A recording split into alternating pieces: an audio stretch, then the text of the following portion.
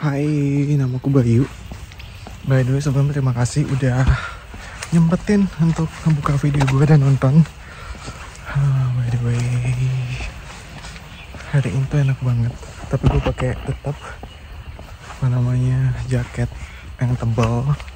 Soalnya kadang nggak bisa diprediksi ya. Anginnya tetap dingin.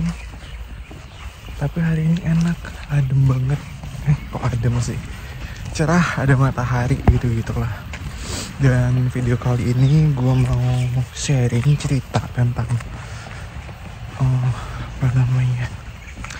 banyak banget di sini imigran working holiday ataupun pokoknya imigran lah. Mereka itu nggak bisa bahasa Inggris, bener-bener nggak bisa bahasa Inggris. Kaget kan? Apalagi dari negara-negara kayak Kolombia, Vietnam, itu mereka kesulitan untuk ngomong bahasa Inggris. Gue kan udah cerita tuh sebelumnya yang gue kerja di farm. Sekarang sih masih kerja di farm, di mushroom farm. Dan juga sebelumnya gue kerja di resto sebagai kitchen hand kan. Dan ada beberapa orang di kitchen hand itu dari Kolombia. Dia tuh sangat-sangat kesulitan. Bisa dibilang kayak bahasa Inggrisnya tuh kayak anak SD. Sorry banget. Kayak ditanya apa jawab apa, gak ngerti apa yang dimaksud gitu loh. Dan gue kayak berpikir, kok mereka bisa sampai sini gitu, sedangkan kita orang Indonesia working holiday itu seribet itu, harus IELTS, TOEFL segala macam tete benge, sedangkan mereka nggak bisa bahasa Inggris segampang itu untuk kesini kerja. Tapi tanya apa jawab apa gitu kan. Bahkan orang yang bahasa Inggrisnya tuh biasa banget ya, itu akan sangat sulit kita menangkap apa yang mereka maksud dibanding dengan native speaker ataupun orang yang bisa bahasa Inggrisnya itu cukup fasih lah ya. Itu cukup gampang untuk apa sih itu anjir, cukup gampang untuk ngerti maksudnya gitu. Tapi kalau mereka nggak bisa bahasa Inggris, yang bahkan grammarnya entah kayak cuman mereka tuh pakai vocab yang digabung-gabung, itu kita makin kesulitan apa yang mereka maksud gitu loh. Itu juga kesulitan buat mereka juga, karena mereka sering banget misunderstanding, kayak yang ditanya apa jawab apa, yang dimaksud apa adanya apa gitu kan. It always happens. Oke gitulah. Gue by the way, gue ini lagi jalan-jalan doang sih, karena gue libur. Karena hari ini juga cerah tadi, karena kayaknya udah berawan lagi. Gue butuh ciuman matahari karena langka banget anjrit matahari kalau musim kayak gini. Hai, namaku Bayu. Apa kabar? Dan semoga kabar kalian baik semua. Dan sebelumnya terima kasih banyak udah mau dan juga meluangkan waktu menonton video gue ini. Dan terima kasih banyak juga atas support, semangat kalian yang kalian ketik di komen itu tuh sangat bermanfaat, sangat berguna sih buat gue, dan bikin gue juga semangat untuk buat video. By the way, mungkin kalian lihat ya, rambut gue kayak gini. Actually gue balik ke Indo untuk beberapa minggu kemarin gue udah balik Indo, tapi bulan depan di bulan Agustus gue balik ke Australia lagi ya, kerja kayak biasa di Mushroom Costa itu, Mushroom Farm. Dan episode kali ini Dan di episode kali ini gue mau ngebahas tentang bahasa Inggris. Iya, betul sekali, bahasa Inggris di Australia, khususnya para imigran. Yang gue udah kasih tahu tuh sebelumnya ya, yang di video pembuka itu. Banyak banget di tempat kerja gue itu Asia, terutama Vietnam, Malaysia, ada India, Nepal. Mostly mereka itu bahasa Inggrisnya sangat minim, bahkan bisa dibilang kayak, apalagi yang Vietnam ya, sorry banget, mereka tuh kayak bahasa Inggris per vocab, bukan nggak ada grammar sama sekali, jadi kayak kata per kata tuh digabung. Yang waktu itu gue pernah ngurusin para speakernya si Vietnam, itu mereka bilang, why you no hear me, why you, suara motor biasa kan di Jakarta bukan kayak di Australia kemarin sangat tenang, tapi ini suara motor apapun gitu kan. Oke, anyway, dan si Vietnamese itu bilang, why you no answer me.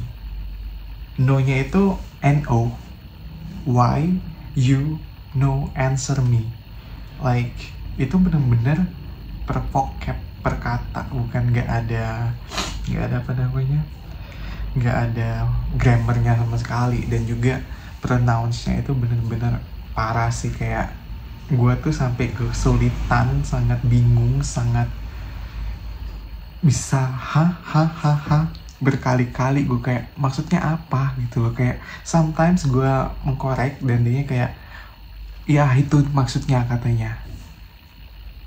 Dan itu benar-benar kesulitan banget buat kita yang apa namanya, mendengar gitu ya, mendengar dan juga berbincang dengan mereka. Itu kita sering banget miss. Dan anehnya itu yang marah mereka bukan kita. Jadi kayak lu yang salah tapi lu marah gitu loh. Itu sering banget gue alamin di farm itu. Dan mostly itu orang-orang Vietnamese yang benar-benar kesulitan banget sih kata gue, mereka itu untuk berbicara bahasa Inggris. Tapi kalau mereka nih ya, sesama Vietnamese ya udah, mereka benar-benar kayak di kampung mereka gitu loh. Dan satu lagi, kalau dengan Malaysia ya untungnya kita sebagai orang Indonesia ke orang Malaysia itu bisa menggunakan bahasa Indonesia, walaupun bahasa Indonesia yang Malay pakai itu ya ada campuran Melayu ya, at least gue bisa paham. Tapi ketika mereka ngomong bahasa Inggris, gue kesulitan banget sih buat gue untuk menangkap apa yang mereka maksud gitu loh.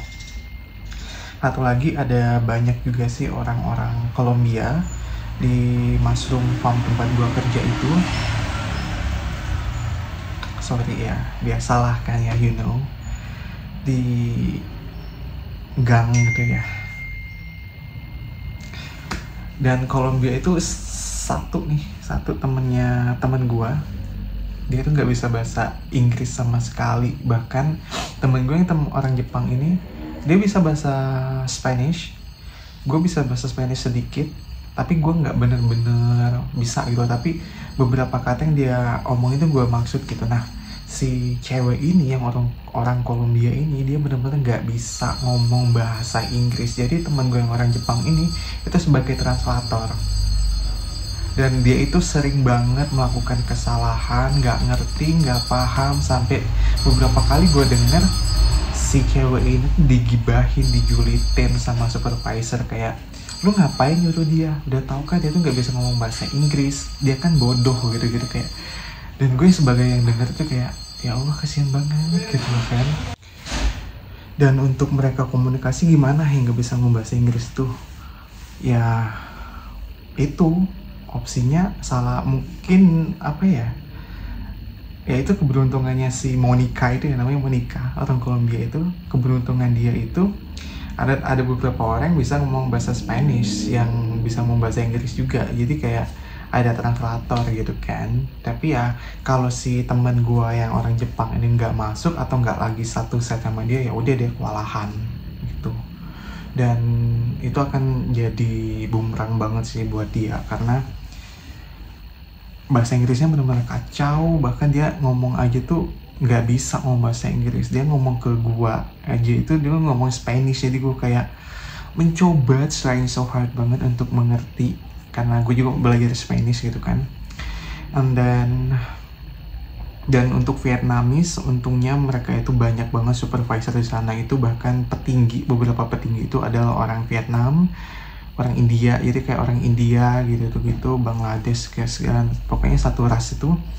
Untungnya mereka tuh di sana banyak kayak satu kumpulan. Jadi it's okay mereka nggak bisa bahasa Inggris dalam dunia kerja, tapi mereka bisa menggunakan bahasa mereka sendiri gitu loh. Jadi ya sebenarnya itu nggak profesional ya, soalnya kalian tinggal di negara yang bahasa utamanya itu bahasa Inggris, tapi kalian menggunakan bahasa kalian sendiri gitu, apalagi dalam dunia kerja. Tapi ya it's okay lah, as long as kerjaannya lancar, nggak terkendala. Soalnya kan kendala dalam dunia kerja itu adalah salah satunya komunikasi gitu kan. Jadi ya udahlah gitu kan. Dan kita sebagai orang Indonesia, di sana orang Indonesia dikit banget sih, bahkan ada 1, 2, 3, 5 atau 6 gitu loh, kayak dikit banget, benar-benar dikit. Bahkan dominannya itu orang Malay, dan gua nggak pernah dianggap sebagai orang Indo, orang Malay, tapi gue selalu dikira orang Filipina. I don't know kenapa. Dan yaitu sebagai orang Indonesia, kita apalagi pemegang visa WHV gitu ya, mau daftar aja harus ada IELTS, TOEFL gitu. Jadi at least beruntungnya kita sebagai pemegang WHV dari Indo, ya adanya syarat untuk IELTS sama TOEFL itu, yaitu keuntungan buat kita. At least kita paham basic bahasa Inggris, jadi nggak kesulitan banget, nggak tolol banget gitu loh ketika ngomong ataupun menangkap pembicaraan orang, apalagi dalam dunia kerja gitu, karena penting banget.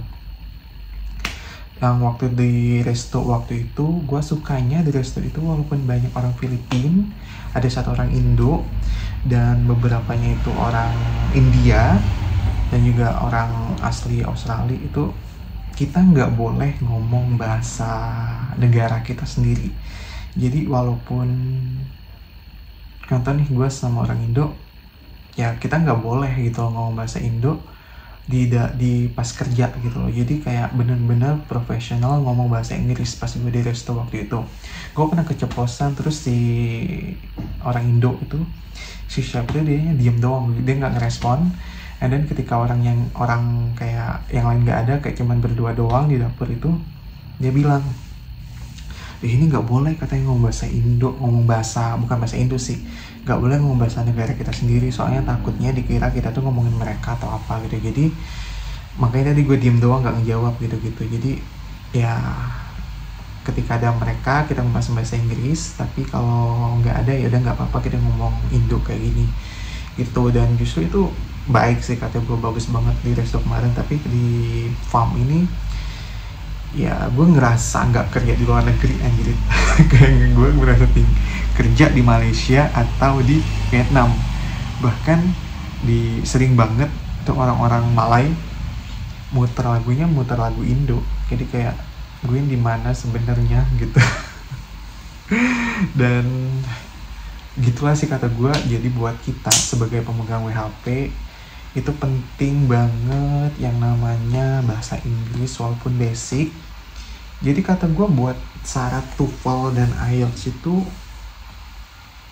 beruntung sih kita ada syarat itu, karena ya kita itu mendukung kita kerja di sana. Karena ya you know lah, di sana sebenarnya pakai bahasa Inggris gitu loh.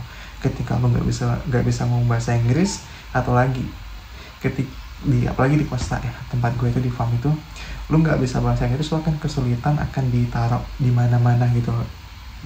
Terus kayak bukannya nggak enak kayak di benda-benda, bukan, justru jam kerja lu tuh makin banyak gitu loh. Kalau lu bisa bahasa Inggris, lu bisa komunikasi, lu gampang untuk ditaruh dimanapun, jadi orang akan gampang untuk ngajarin lu banyak hal gitu loh.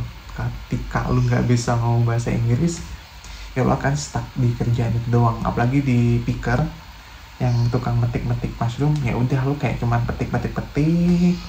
Yang disuruh kayak oke, 200 gram, 200 gram, 500 gram, slice, something like that, ya udah lu cuman tahu kata-kata itu doang, lu nggak akan paham banyak vocabulary ataupun kalimat-kalimat atau apapun, soalnya ya lu akan berkutat dengan bahasa kalimat itu doang dan lu nggak akan berkembang, apalagi lu berkumpul sama negara lu sendiri gitu. Ya udah, GWS lo kan selamanya kesulitan ngomong bahasa Inggris, yang gue lihat sih kayak gitu ya gitu. Dan sebenarnya gue ngasih taunya tuh ya itu buat bekal kita juga gitu loh, sebagai imigran di negara yang menggunakan bahasa Inggris gitu. Gue mau ngomong sih di video-video gue sebelumnya, gue tuh bukan nge-trigger kayak bilang WHP atau di Australia itu susah nyari kerja atau apa, enggak, itu POV-nya gue gitu loh, itu based on pengalaman dan experience-nya gue di sana gitu. Jadi kayak kalian tuh jangan telan mentah-mentah, soalnya yang gue tangkep di sosial media kayak di YouTube, di TikTok, Instagram dan sebagainya, mereka tuh menyebarkan WHP, working holiday itu yang enak-enaknya doang, yang jelek-jeleknya, yang pahit-pahitnya, yang susah-susahnya mereka nggak mau share. Dan itu tuh bikin orang termasuk gua dulu, yang gua tahu tuh cuma enak-enaknya doang, kayak gampang cari kerja, gampang dapat kerja, pokoknya enak segala macem, nyari duit gampang lah. Ya ekspektasi kita kan otomatis tinggi gitu kan di sana, yang tertanam kayak gitu, karena kita belum pernah dengar, nggak pernah tahu, dan juga nggak ada nih yang nge-share. Mungkin ada tapi nggak banyak dan tidak terekspos, dan itu bikin ekspektasinya itu lebih tinggi. Jadi kayak ketika realitanya kita datang ke sana kaget, kayak gue kaget lah, anjir kok kayak gini gitu kan. Jadi purpose gue di sini, tujuan gue untuk nge-share video kayak realnya banget, itu based on my experience, itu pengalaman gue yang gue dapatkan di sini. Mungkin tiap orang beda-beda pengalamannya, mungkin ada yang jalannya alhamdulillahnya lancar, nggak ada kendala, makanya datang 2 hari 3 hari udah dapat kerja gitu kan, dan nggak ada kendala apapun, ya alhamdulillah gitu. Itu berarti takdir dia kayak gitu loh, itu rezekinya dia. Dan kalau gue kayak banyak kesulitan, susah cari kerja segala macem, ya itu rezekinya gue kayak gitu. Mungkin gue harus berusaha lebih keras lagi. Jadi gue harap sih di video-video gue yang gue share itu jangan terlalu jadi acuan sih, kayak gara-gara nonton video gue kalian gak mau gitu jadi working holiday atau apa, ya jangan gitu loh, jangan jadi patokan juga.